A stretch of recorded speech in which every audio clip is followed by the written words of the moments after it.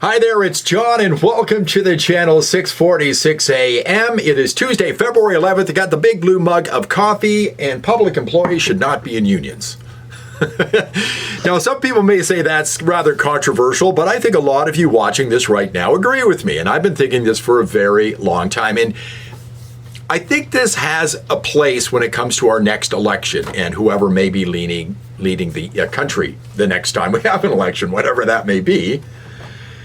And the reason why I'm doing this today is because of an article I read in True North, and here it is on the screen right now, where one of the unions here in the country that represents 700,000 employees that you pay for are calling for full-on socialism. We'll get to that in just a moment. I'll go through the article. I'll put a link in the description so you can read the whole thing. But the question needs to be asked, maybe a Pierre Poilievre, would you cut back on the number of federal employees if you're the new prime minister? Now, this is a bit of a landmine, because instantly, if he were to say, yes, I would cut back on employees, that union will support the NDP or Liberals.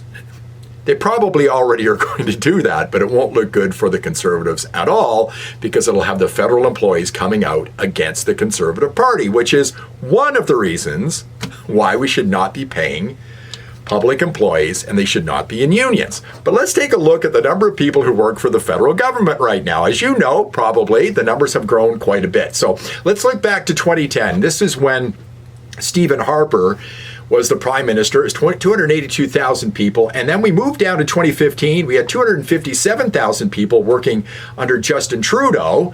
So the numbers have dropped under Harper. By the time we get to 2024, the numbers have gone up. I think it's 30 to 40% at this point, to 367,772 people. The question is, what are all these people doing? It's a question I've asked before, and this is your money, folks. You're paying for all of these people, and you're paying them union wages. Article in the National Post just from a couple of days ago, Conservatives must prepare for a public service cull. Attrition alone won't work, and though severance is expensive, Conservatives should think of it as the price of doing business. So already articles coming out, should the Conservatives be the new government, they need to cut back on the federal public service. But I'm going to talk a little bit about CUPE in just a moment. As you can see, 367,000 or so, over 350,000 people working for the federal government right now. CUPE covers 700,000 employees across the country, some of which are federal employees, but not a lot of them. So why do I think, some other reasons why I think we shouldn't have people in the public service in unions. Well, first off, I don't want my money going to a union or people who are trying to influence elections with my tax dollars and your tax dollars as well. They should not be supporting political parties and coming out in support of political parties. I think that's wrong.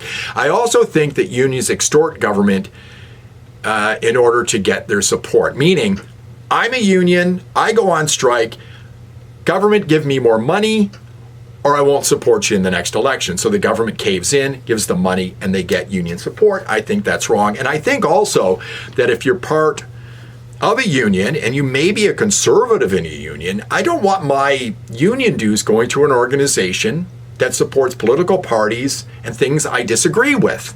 I'd rather that not happen. I don't think that's fair at all. That would really make me mad if I was in a union and I had to pay for things that I don't agree with. Now, the number one reason is these unions don't always have my best interests in mind. They support far-left politicians, and they call for the nationalization of business and industry, which leads us to the True North article. So let's take a look at that. CUPE asks feds to nationalize companies that try to leave for the U.S., written by Clayton Domain a few days ago. I've seen this article just cited just a few times online. I'll put a link in the description. Now, who is this guy with his fist in the air right here? Well, this is Mark Hancock, and he's the head of CUPE National. And no doubt they used this article from the CUPE website as source material for the True North article itself, which I'm going to read you in just a moment. Now, you may not know Mr. Hancock, who you can see in this picture right here. You may be more familiar with this guy. If you live in Ontario, you're paying for public services employees that this guy represents, Fred Hahn, who is the Ontario president of CUPE. He may look I was just thinking, he looks a little bit like Beaker from the Muppets. Is that the right one? I think he does. Anyway, Hahn is well known for one thing in particular, which I'll get to in just a moment, but he is also the General Vice President of CUPE's National Executive and the first LGBTQ person elected to lead the province's largest union. He's well known for things like this, and your unions are going out on a weekly basis and sponsoring hate marches against a particular religious group.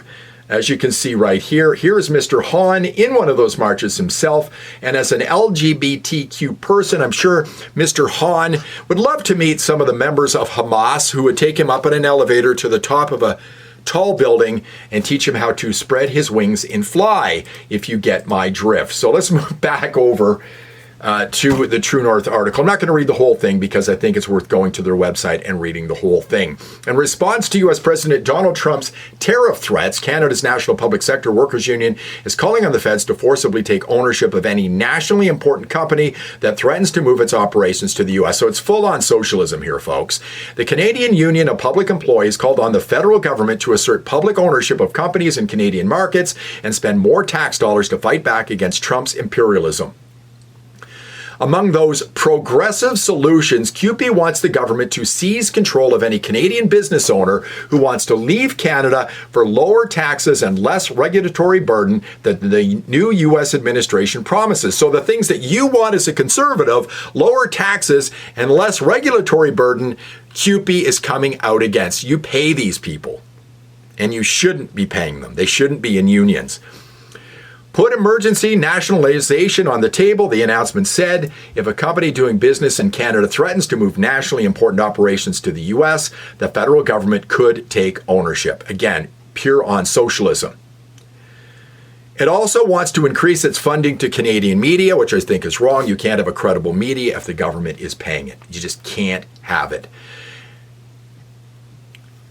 And it also advocates against one particular party in particular. Again, another reason why public employees should not be in unions, and we should not have federal unions supporting one particular party or another. Now, people are going to say unions cannot give money to political parties in Canada. Well, that is true, but they always do it through third parties. It happens all the time. The union accused conservatives such as Pierre Poilievre and conservative provincial governments of plans to reduce government spending. Boy, that's a bad thing. Taxes. Boy, that's a bad thing. And regulations. Boy, all the things I want, I'm paying public service unions to advocate against. They say they're regressive and won't spur on economic growth, but it will harm Canadians. Read the whole article. It's worth reading. But we cannot have public employees who you pay for in unions. I think they should be banned completely.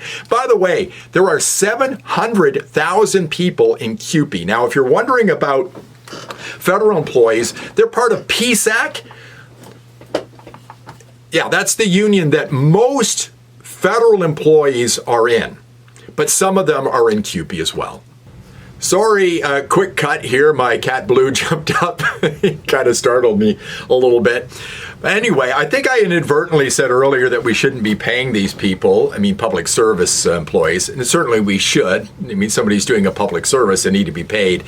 I think the point's been made that they should not be in unions. What do you think? Let me know in the comments below. If you like the video, give me a thumbs up. Subscribe to the channel. I think we're near 7,000 subscribers right now. Share the video, and I'll see you in the next one.